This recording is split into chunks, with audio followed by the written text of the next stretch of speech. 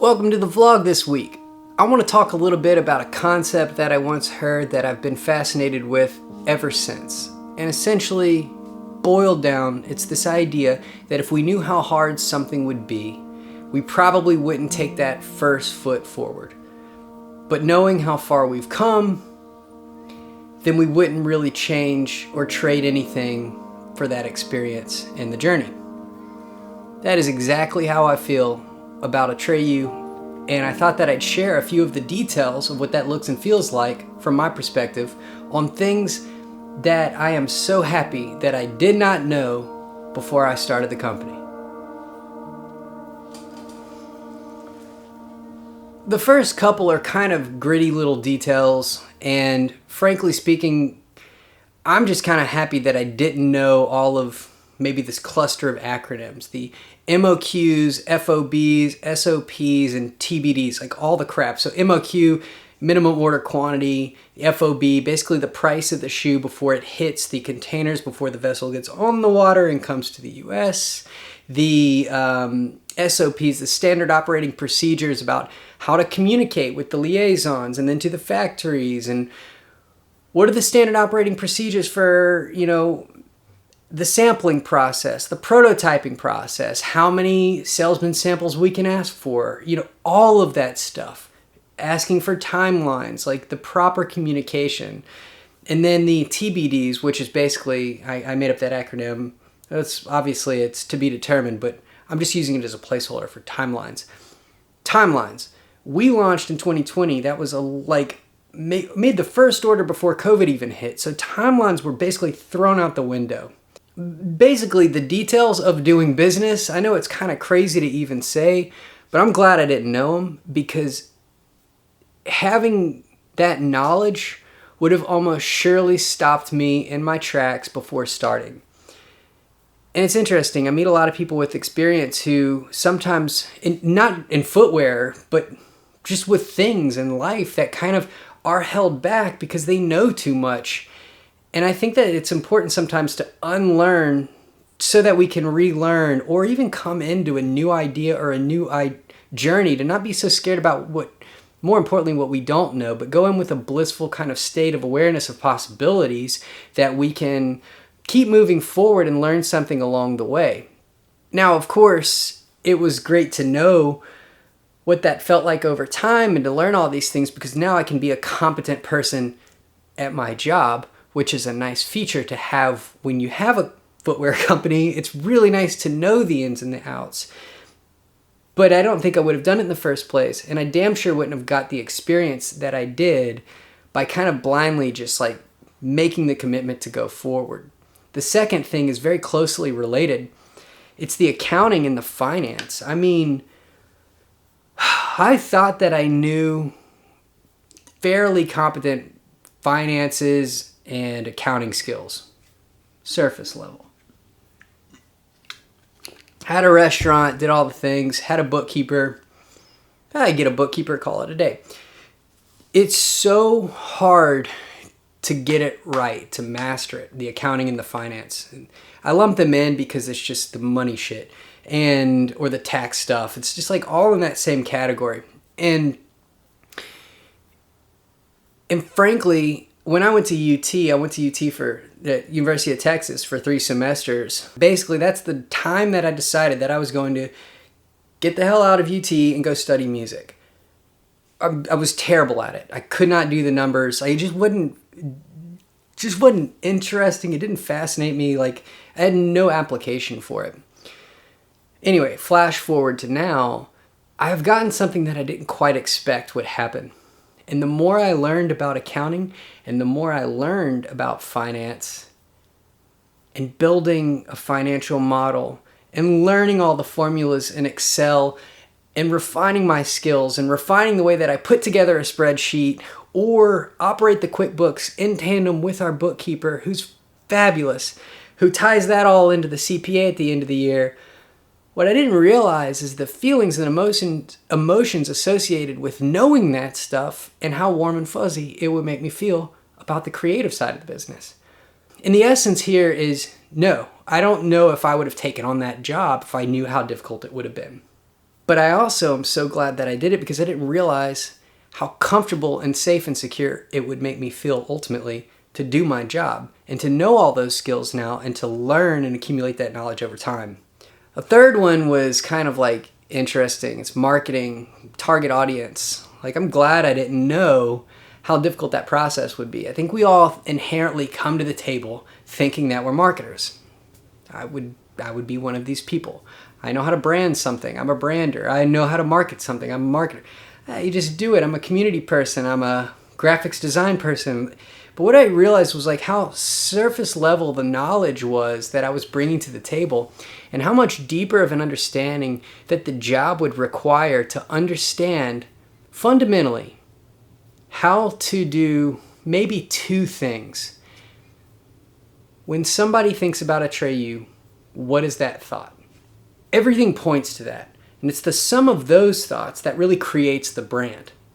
And in terms of the target audience, how do you meet the dedicated runner who craves simplicity and they just want to get out there and they want to rediscover that feeling that they had when they started running for those first 6 months, and how their life was changing and how they were goal setting? Like, how do you meet those people at that emotion, at that time, and give them our voice and that shared voice to accumulate? How that's target audience. But knowing when, where, and how to meet those people on their turf has been fascinating to me.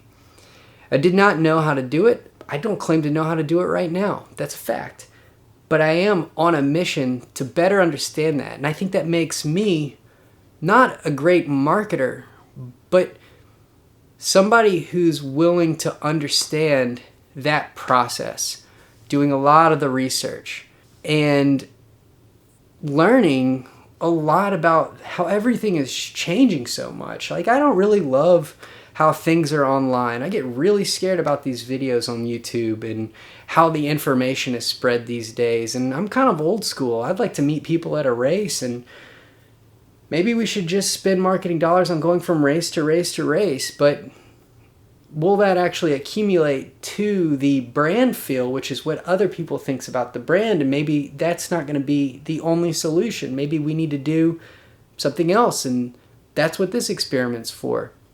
To really understand the power of communicating and to create this type of connective tissue so that I can understand how to better translate that message, create that end feel, and to meet people on their turf. Maybe in this case, I'm glad my knowledge of marketing was superficial, because it's so much more difficult and time consuming than I thought it would have been. But again, let's just keep going, see what we can get. Maybe we'll break through and create a market voice, a challenger voice that's super strong and super resonant. That's an opportunity. That's a big possibility that I think about all the time. I'm reading a book right now called Eating the Big Fish, and it's about challenger brands and all the historic challenger brands, and it's so inspiring. If you're into stuff like that, take a look at some of the great challenger brands out there, and they're fascinating. Oatly, Virgin Airlines, Pepsi, like all of these great big names at some point in time had to find a way through the noise, big esteem, and creating a big ruckus. The last one is my favorite one. Critique. I am so thrilled that I did not know what it would feel like for people to critique the product. And what I'll say about this is that I come to the table with an inherently low self-esteem. I abstain from drugs and alcohol. I have for over 10 years. And I learned about self-esteem through the programs in my sobriety. And they were very important to me. But I do know that each and every day that I wake up and I try and do things that contribute positively to my self-esteem. When I first heard it, it actually kind of blew my mind. Self-esteem comes from the self. You don't get it from other things. You have to generate it yourself. And I was like, oh shit, I've been doing it wrong this whole time. That's really the reason for the season. That's like why I'm doing everything. And I think that's a noble cause. And I would recommend looking into that. But I thought that I could create my own little clubhouse. And I was talking to my brother about it, and I was like, I'm going to sell shoes out of the back of my truck. I'm going to go to these races. I'm going to have a little sign that says I'm out racing. Catch me when I'm done at the finish line. I'll sell you some shoes then. I thought it would be this quaint little experience, but it got really kind of crazy pretty quickly. I mean, Runner's World wrote an article on February 20th or so, 2020, or 21st, 2020, one of those days, that was basically like, who would start a shoe company, who's crazy enough to start a shoe company in 2020? And I was reading it, and it was a mixed bag of emotions, so you can probably, put yourself in my shoes, and you're thinking like, yeah, who is, maybe I'm going crazy right now, maybe this is a dumb idea. But then again, I'm in Runner's World, and it's badass. Like, I grew up reading the magazine. That shit's fucking cool. So anyway, it's like, I don't know if I would have been emotionally ready for that type of critique, but now I realize that the critique is the thing that's moving us forward.